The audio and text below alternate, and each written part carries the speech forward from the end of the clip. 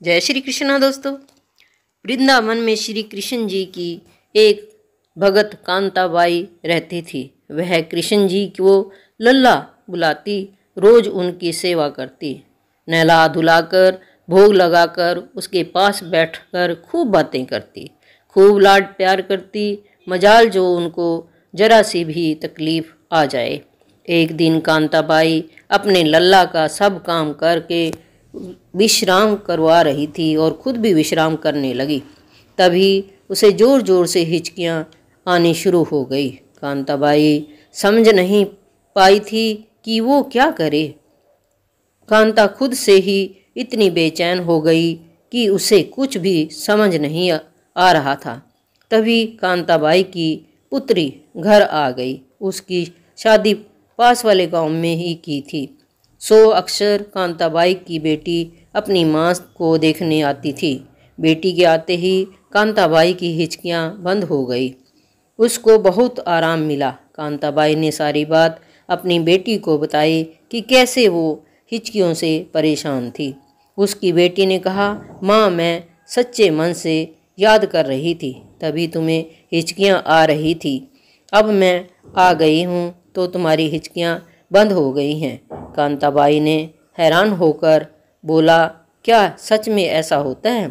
उसकी बेटी ने जवाब में कहा, हाँ जी माँ, जब हम किसी को सच्चे मन से याद करते हैं तो हमारे अपनों को हिचकियाँ आती हैं।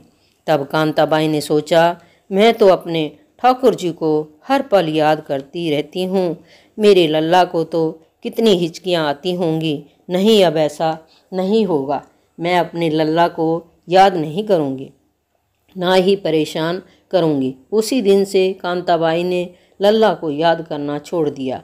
अपनी पुत्री को लल्ला को देकर खुद दूसरे कामों में व्यस्त कर लिया।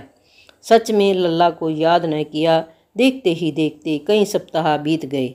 एक दिन कांताबाई सो रही थी कि उनके लल्ला यानी खुद ठाकुर जी उनके सपने में आकर और उनके पैरों के पास आकर बैठ गए। खुशी के आंसुओं के साथ वह रोने लगते हैं। कांताबाई जी उठ जाती हैं और प्रभु को प्रणाम करती है। मेरे लल्ला, मेरे प्रभु, आप तो उनको भी नहीं मिलते जो समाधि लगाकर ध्यान लगाते हैं, तो फिर मुझ पापिन को कैसे साक्षात आपके दर्शन हो गए, जबकि अब तो मैं आपको याद भी नहीं करती। कृष्ण जी मुस्कुराते हुए कहा, माँ, जब भी कोई मुझे याद करता है उसके पीछे उसका स्वार्थ होता है, या कोई साधु जिसको मुक्ति पाने का स्वार्थ छुपा होता है। लेकिन धन्य है माँ जिसने यह सोचकर याद करना छोड़ दिया कि मेरे लल्ला को हिचकियाँ आती होंगी। मेरी इतनी परवाह करने वाली माँ भगत पहली बार देखी है। उन्होंने कांताबाई को वैकुंठ में स्थान पाने का आशीर्वाद दिया। ठाकुर जी केवल अपने आपके प्रेम और भाव के भूखे होते हैं। जो भी भगत प्रेम से पुकारता है तो भगवान उसके घर दौड़े चले आते हैं।